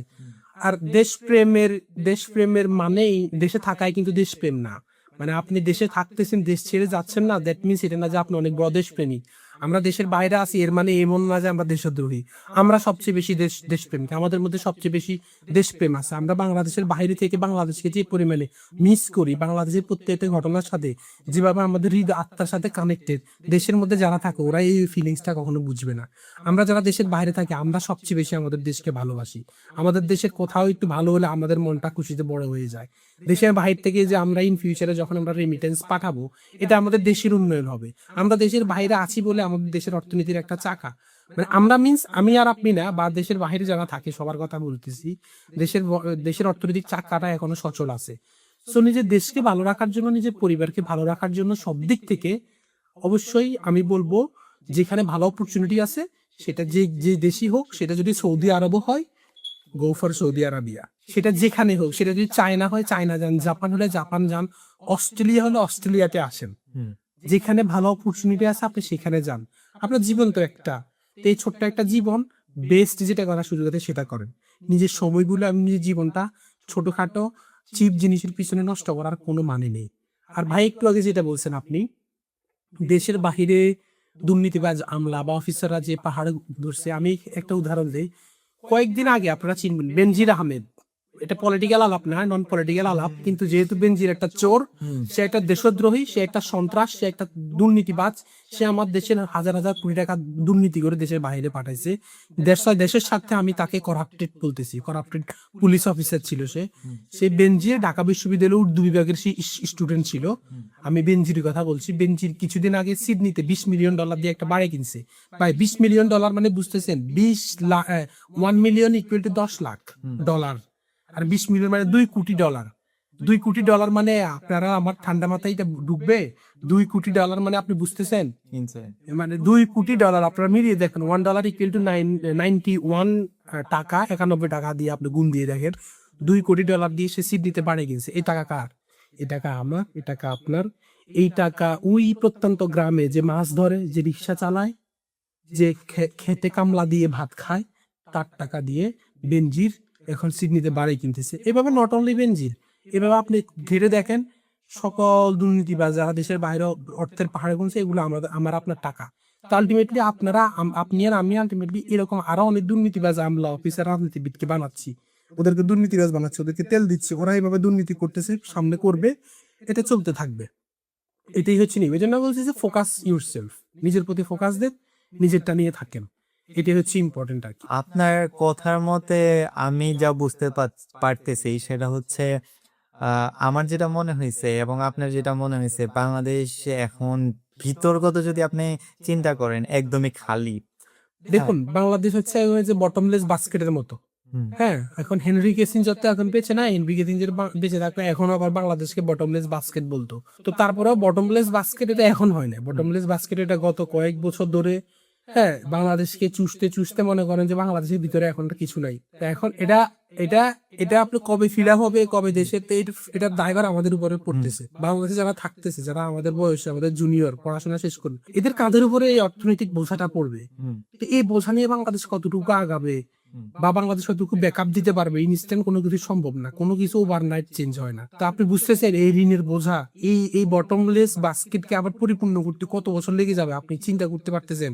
এগুলো ভাবলে মাথা নষ্ট হয়ে যায়, এই জন্য আমি আর এগুলো নিয়ে ভাবি না। কারণ খালি করে তুলছে একদম বাংলাদেশ। আপনি যদি লক্ষ্য করেন গার্মেন্টস ইন্ডাস্ট্রিটা এখন ভালো ফল ডাউন করেছে, যেটা আমরা ওয়ার্ল্ডের মধ্যে সেকেন্ড লার্জেস্ট ছিলাম, এখন দেখেন বড় বড় কান্ট্রি গুলো বাংলাদেশ থেকে মুখ ফিরিয়ে নিচ্ছে। হ্যাঁ, সো আমি তো বাংলাদেশের রিকভারি করার যে জিনিসগুলো একমাত্র প্রবাসী ছাড়া আমি ভালো কিছু ফাইন্ড আউট করতে পারতেছি না। আপনি দেখেন বাংলাদেশের সবচেয়ে বাজে অবস্থা হুম। যেখানে বাংলাদেশকে মানুষ চিনতে কিন্তু পোশাক শিল্পের কারণে, সেই পোশাক শিল্প কিন্তু আপনার ফল ডাউন করছে লাস্ট 2 ইয়ার্স সবচেয়ে বেশি। হ্যাঁ, এই মারাত্মক সিচুয়েশনে বাংলাদেশকে সবচেয়ে বড় সাপোর্টটা দিয়েছে কিন্তু আপনার রেমিটেন্স। এই সাপোর্টটা যদি বাংলাদেশের না থাকতো, এটা কিন্তু জনশক্তি, বাংলাদেশের এই জনশক্তি যদি বাইরে না থাকতো, বাংলাদেশ যে কোথায় যেত আল্লাহ ভালো জানেন। আল্লাহর কাছে মাপ চাই বাংলাদেশ কখনো এত দেউলিয়ার দিকে না যাক। শ্রীলঙ্কা কিন্তু অলরেডি একবার দেউলিয়া হয়ে গেছে, আমরা সবাই জানি। বাংলাদেশ একবার দেউলিয়ার দ্বার প্রান্তে গিয়ে সেখান থেকে কামব্যাক করছে বাংলাদেশ। এখন এটাকে একটু প্রপারলি ইউটিলাইজ করতে পারলে আমরা আল্লাহর মধ্যে কোনো খারাপ কিছু আমাদের ফেস করতে হবে না। গত 2 বছরে গার্মেন্টস শিল্পের কথা যেটা, এটার অনেকগুলো কারণ। প্রথমত হচ্ছে আপনার গত কয়েক বছর ধরে তো আপনার গার্মেন্টস সেক্টরে যারা ছিল বড় বড় গার্মেন্টস মাফিয়া, এরা বাংলাদেশের ব্যাংক গুলাকে পুরোটা খালি করে ফেলছে। ব্যাংক থেকে ঋণ নিছে, ব্যাংক কেমনে খালি করে, 2 কোটি টাকার দলিল, জায়গা জমিনের দলিল ব্যাংকে জমা দিয়ে সেখান থেকে 20 কোটি টাকা লোন নিছে। লোন নিয়ে আমি পালাই গেছি, এখন ব্যাংকের মালিক আপনি। যখন আমি লোন পরিশোধ করতেছি না, আপনি গিয়ে দেখেন আপনি এখন কি করবেন, আমার ওই 2 কোটি টাকা তো ক্রোক করতে যাবেন, ক্রোক করতে গিয়ে দেখবেন যে হায় হায় এই দমের দাম 20 লাখ টাকা।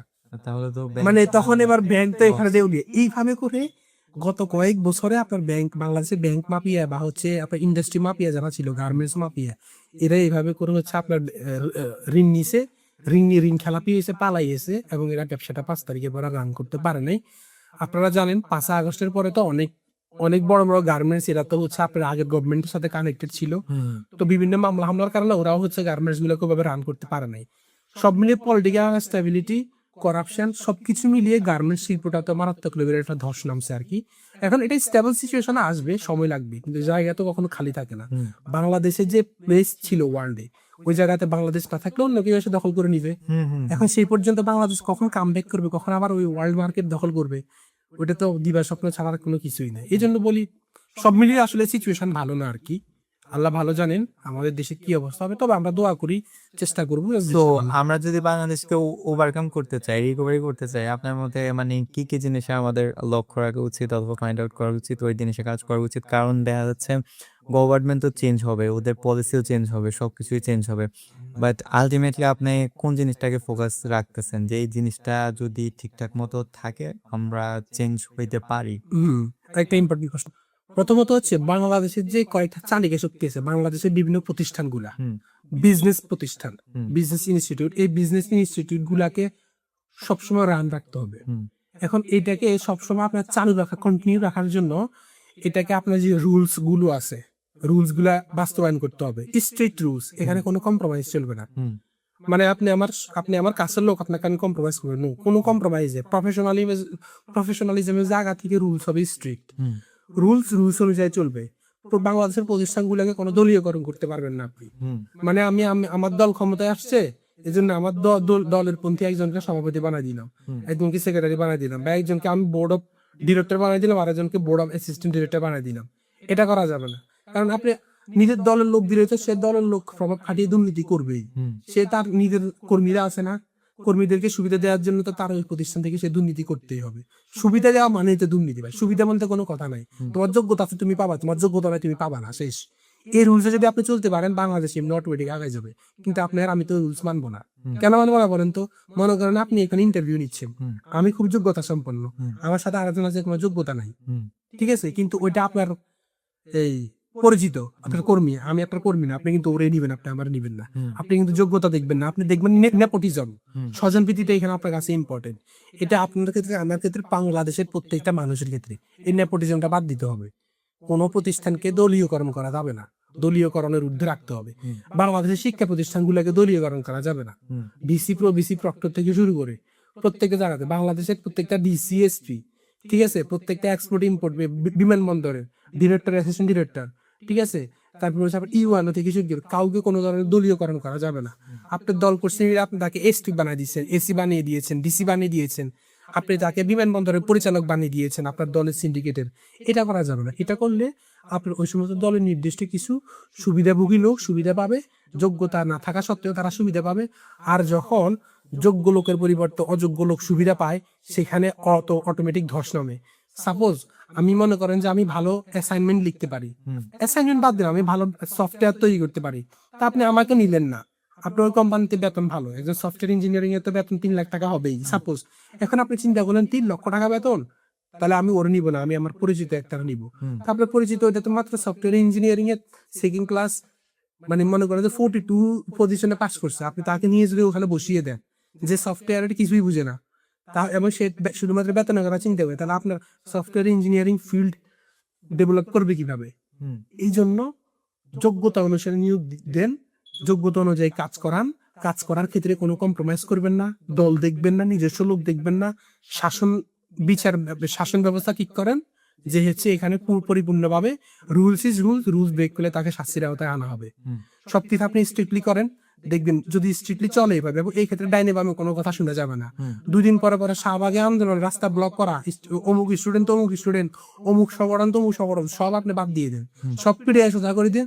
স্ট্রিক্টলি দেশটা সুন্দর মতো যদি 5টা বছর চলে, ঠিক আছে, বাংলাদেশের সবগুলো সাংবিধানিক প্রতিষ্ঠান বলেন সব রান হয়ে যাবে। তারপরে দলীয় স্বার্থের জন্য কোনো দেশের সাথে কোনো চুক্তি করা যাবে না, চুক্তিগুলো বাদ দিতে হবে, যে দলের আগে দেশের স্বার্থ দেখতে হবে, ঠিক আছে। ওই যে আমি একটা কথা বলি, আমি বিএনপি করি না, কিন্তু আমি জিয়াউর রহমানের একটা উক্তি দিচ্ছি, যে হচ্ছে ব্যক্তির যাতে দল বড়, দলের সাথে দেশ বড়। আপনাকে আগে দেশের স্বার্থ দেখতে হবে, তারপর দলের সাথে, তারপর ব্যক্তির স্বার্থ। কিন্তু আমরা আগে কি দেখি জানেন? আগে আমরা ব্যক্তির স্বার্থ দেখি, যে আমার এখানে কতটুকু লাভ হবে। যেই দিন এখন ক্ষমতাসীন দল যেহেতু বিএনপি, এই জন্য বিএনপি কে ভাইদেরকে উদ্দেশ্য করে বলি, যেই দিন বিএনপির ভাইয়েরা ব্যক্তির স্বার্থে চাইলে, দলের স্বার্থে চাইলে দেশের স্বার্থকে বেশি করে দেখবেন, সেদিন আমাদের দেশ এগিয়ে যাবে। তো এখন এটার দায়িত্ব শুধু কিন্তু ওনাদের না, জামাতেরও দরকার ওনাদেরকে হেল্প করা, আওয়ামী লীগেরও দরকার ওনাদেরকে হেল্প করা। যদিও এখন আওয়ামী লীগকে ওনারা খেলায় নেই, কিন্তু আওয়ামী লীগকে তো আপনি ভ্যানিশ করে ফেলতে পারবেন না।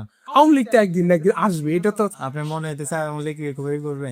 ভাই ও মাই গড, আমি তো মনে হচ্ছে ভ্যানিশ হয়ে গেছে। এটা আপনি কিভাবে মনে করেন? আপনি কি পারবেন? বাংলাদেশে ধরেন বাংলাদেশে আওয়ামী লীগের সাপোর্টার নাই, 1 কোটি সাপোর্টার আছে সাপোর্ট, আপনি কি 1 কোটি মানুষকে ফাঁসি দিয়ে মেরে ফেলতে পারবেন না। তাহলে আপনি একটা আদর্শকে কিভাবে হত্যা করবেন? একটা আদর্শকে কখনো হত্যা করা যায়? আপনার তাহলে মনে হইতেছে হাসিনা আবার কামব্যাক করবে?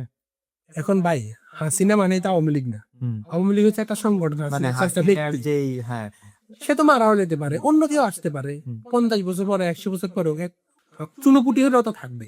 কথাটা বুঝেন, ধরেন ক্ষমতায় না আসলো, রাজনীতি তো থাকবে। এখন হয়তো আপনি সাময়িক দিচ্ছেন না, ইন ফিউচার আবার আপনারাই আপনাদের স্বার্থের জন্য দিবেন।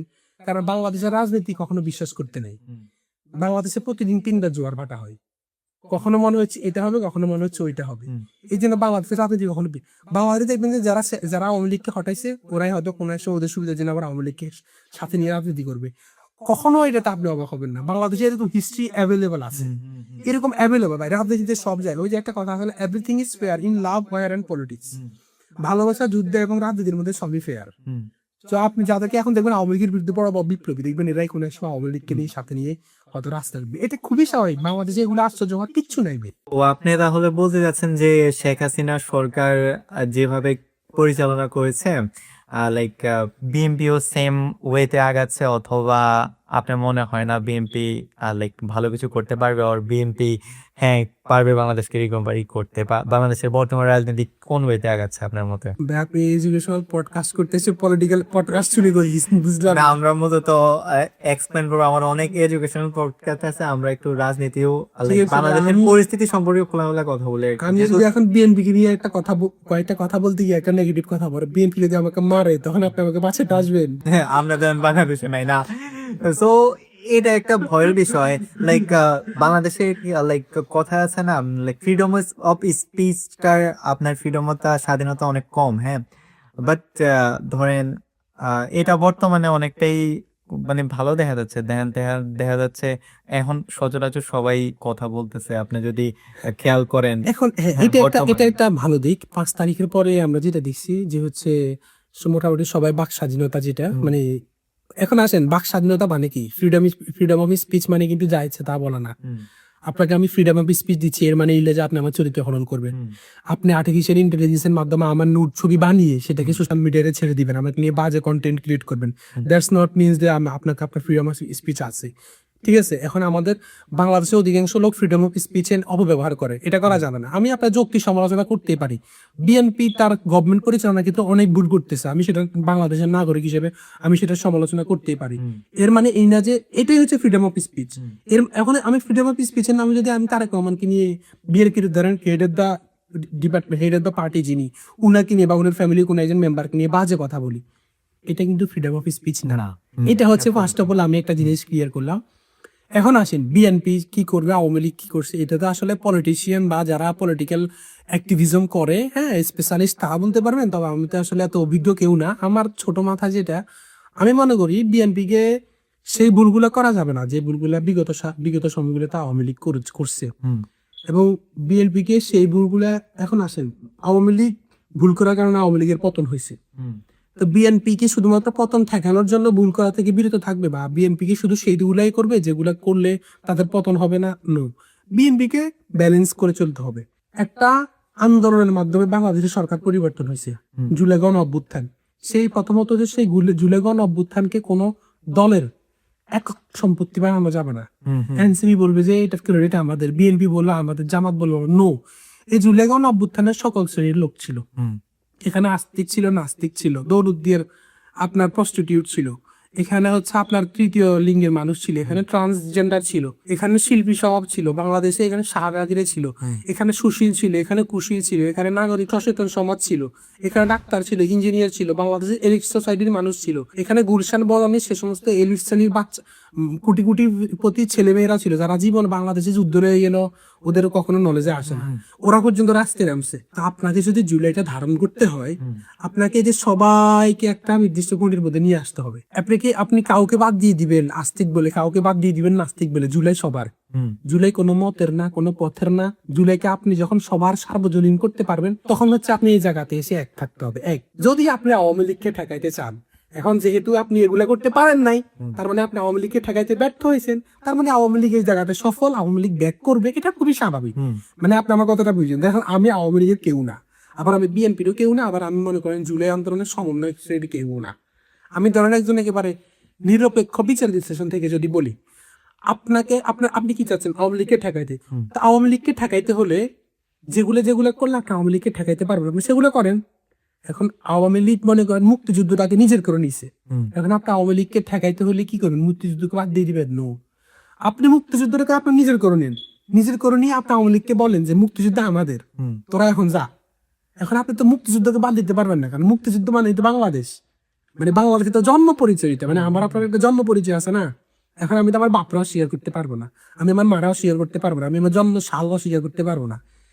এখন আপনি আওয়ামী লীগকে বাদ দিয়ে দেন, বাদ দিতে হলে আপনাকে মুক্তিযুদ্ধটাকে নিজের করে নিতে হবে। আওয়ামী লীগের মধ্যে যেটা ছিল, বিভিন্ন মতের বিভিন্ন পথের লোকজনকে আওয়ামী লীগ তাদের দলের মধ্যে অন্তর্ভুক্ত করছে। আওয়ামী লীগের মধ্যে আওয়ামী লীগ প্রতিষ্ঠাকালীন পরবর্তীতে যুদ্ধের পর আওয়ামী লীগের মধ্যে অনেক বাম এসে ঢুকছে, জাসদ বাসদ অনেক বাম এসে আওয়ামী লীগে ঢুকছে। তা আপনি এই পরিবেশে, এই পরিস্থিতিতে আপনি যখন একটা দল করতে আওয়ামী লীগের এগেনস্টে আওয়ামী লীগকে ব্যান করতে চাইবেন, আপনাকে সবাইকে এনে একটা গণ্ডির মধ্যে আপনাকে একটা পয়েন্টে হচ্ছে আটকাইতে হবে। এখন আপনি যেভাবে শুরু করছেন, এরা বাদ দিয়ে দিচ্ছেন, ওরা ট্যাগ দিচ্ছেন, এরাও অবদান নেই বলে এরা অস্বীকার করতেছেন, হ্যাঁ, দলীয়করণ করতেছেন। সেদিনই আওয়ামী লীগ কাম ব্যাক করছে, যেদিন আপনি এগুলা করছেন, যেদিন আপনি দুর্নীতিতে লিপ্ত হয়েছেন, সেদিনই হচ্ছে আপনি আওয়ামী লীগকে ঠেকাইতে ব্যর্থ হয়েছেন, সেখানে আওয়ামী লীগ জিতে গেছে। সো আমি আসলে এটা বিশ্বাস করি না। পার্সোনালি কে কি বলবে আমি জানি না। আমি আওয়ামী লীগের সাথে আমার কোনো ব্যক্তিগত শত্রু নাই, কোনো বন্ধুত্ব নাই, বা বিএনপির সাথে আমার কোনো বন্ধু, কারোর সাথে আমার কোনো ব্যক্তিগত পীড়িত নাই। সেই জায়গা থেকে বাংলাদেশের নাগরিক হিসেবে, বা আমি ঢাকা ইউনিভার্সিটিতে পড়াশোনা করছি, 2019 সাল থেকে মোটামুটি এখন পর্যন্ত আমি সবকিছু দেখতেছি, রাজনীতির সাথে টুকটাক ছিলাম, দেখছি। তো আমার অভিজ্ঞতা বলে বা আমার বলে যে হচ্ছে আসলে কোন রাজনৈতিক দলকে ব্যান করা সম্ভব না।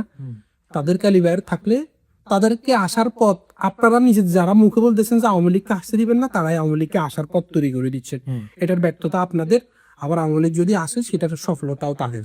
এটা সময় বলে দিবে কখন কে আসবে না আসবে। তবে যেই আসুক, আমার মতো হচ্ছে ভাই বাংলাদেশটা ভালো থাকুক, বাংলাদেশটা ভালো থাকুক, এটা হচ্ছে মেইন কথা আর কি। আচ্ছা, এখন আমার আরেকটা প্রশ্ন হচ্ছে, বাংলাদেশ ভালো রাখার ক্ষেত্রে হাসনাতের মতো ছেলেকে কি আপনি চান আরো কিছু? কারণ আমি যা দেখলাম ছেলেটার মধ্যে না ওই বাংলাদেশকে নিয়ে চিন্তা ভাবনা করা, মানে আমি অন্য কাউকে দেখি না এইভাবে চিন্তা ভাবনা করে অন্য কেউ। নট অনলি হাসনাত আব্দুল, হ্যাঁ। হাসনাত ভাই কথা, হাসনাত ভাই সাথে কারণ আমি তুমি ওনার থেকে আমি জানতে পারছি যে ওই রমজান সময় মন্ত্রীরা খেজুরও পর্যন্ত পায়। ও আমাকে মানে ওরাই বন্ধুরা সব হিসাব দিয়ে দিচ্ছে, এটা পাচ্ছি ওটা পাচ্ছি। অতীতে এই জিনিসগুলো ভাঙ্গা মানে কম বার ফেরি দেখছি দিতে এমপি ওয়েও। আপনি ভালো কথা বলছেন। হাসনাত ভাই ব্যাপার যেটা, হাসনাত ভাইয়ের সাথে আমার পার্সোনাল ভালো একটা সম্পর্ক আছে, আচ্ছা। ভাই আমাকে স্নেহ করেন। হুম। তো এখানে নট অনলি হাসনাত আব্দুল্লাহ, বাংলাদেশে হাসনাতের মতো এরকম লক্ষ লক্ষ পোলাপান আছে। এখন সবাই হাসনাতের মতো এত সুন্দর করে বলতে পারে না। আচ্ছা। সবাই হাসনাত ভাইয়ের মতো এত সুন্দর জায়গাও পায় না বলার জন্য।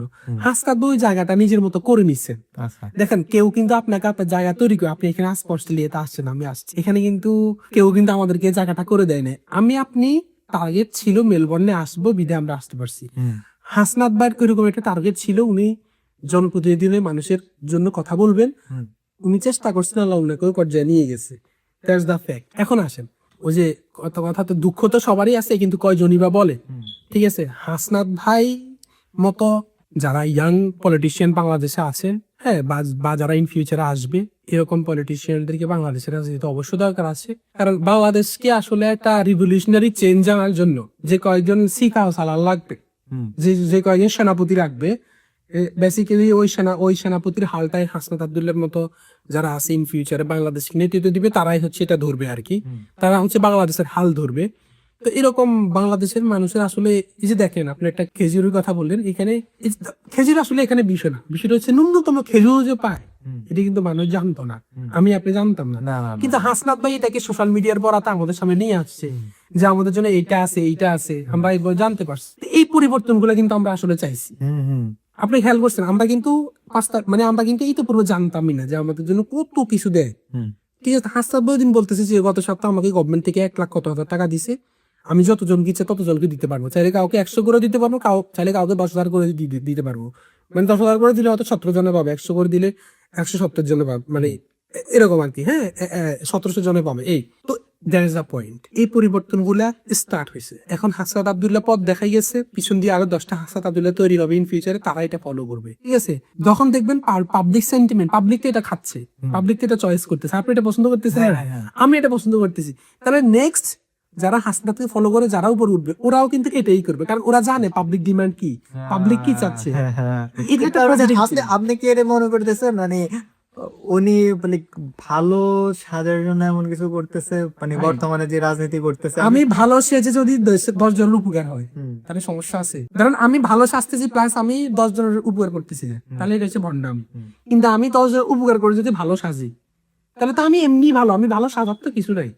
লোকটার দ্বারা তো উনার এলাকার মানুষ উপকৃত হচ্ছে।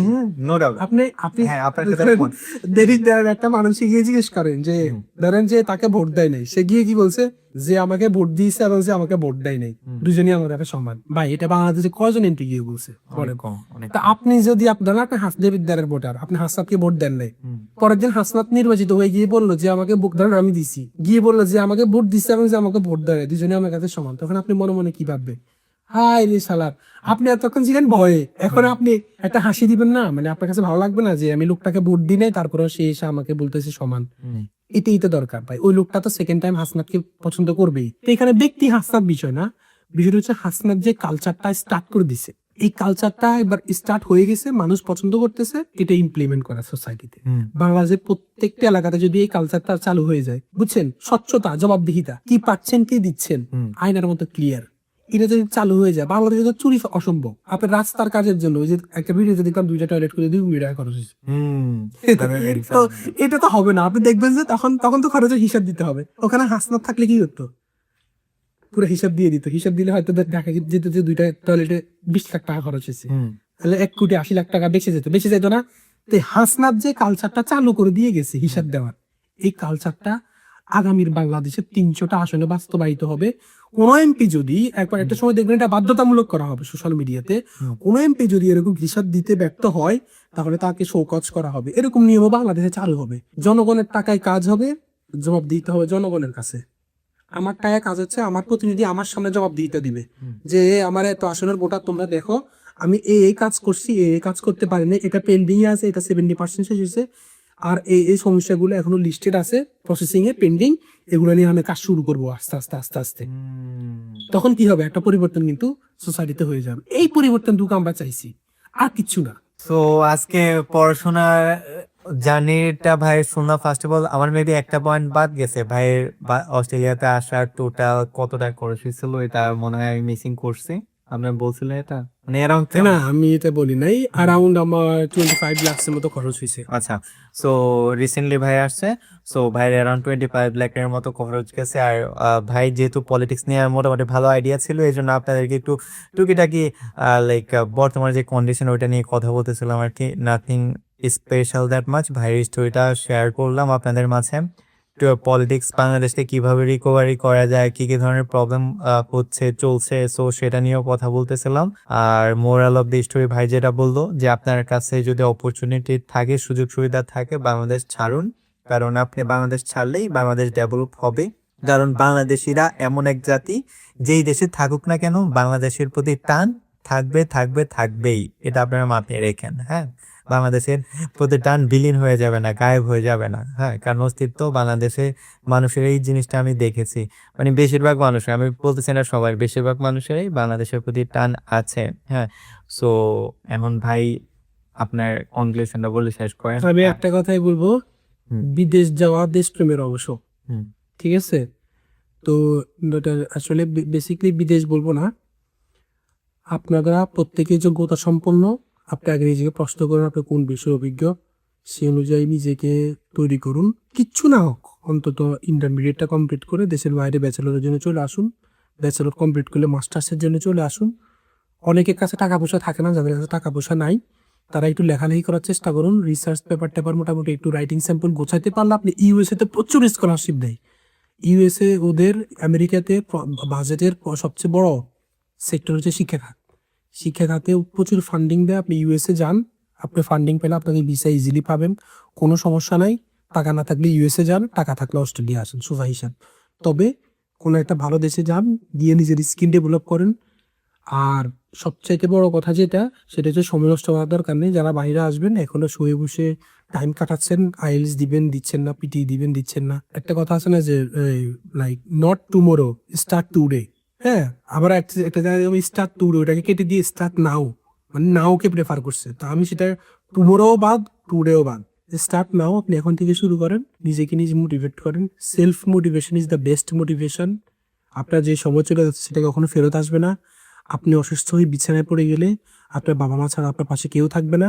সেই খারাপ সিচুয়েশনের কথা চিন্তা করে হলেও, ভালো কিছু করার কথা চিন্তা করে হলেও আপনি স্টার্ট করে দিন। সময় নষ্ট করবেন না, don't waste your time. Just এটুকুই বলবো।